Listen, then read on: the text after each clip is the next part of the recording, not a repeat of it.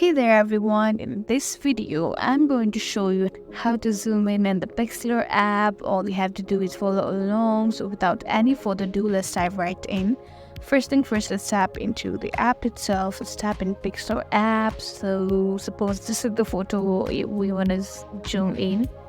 All you have to do is use your two fingers and pinch in and see how it is already zoomed in way more. So if you want to zoom out, then you can simply pinch up like this. So suppose you want to zoom into this mountain over here, you don't want the house, then see.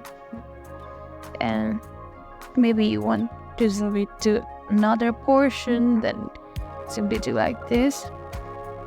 So this is how you zoom into your photos in the Pixlr app. I hope this video was helpful. If so, don't forget to like, share and subscribe to our channel. Thank you for watching, and we'll see you in the next video.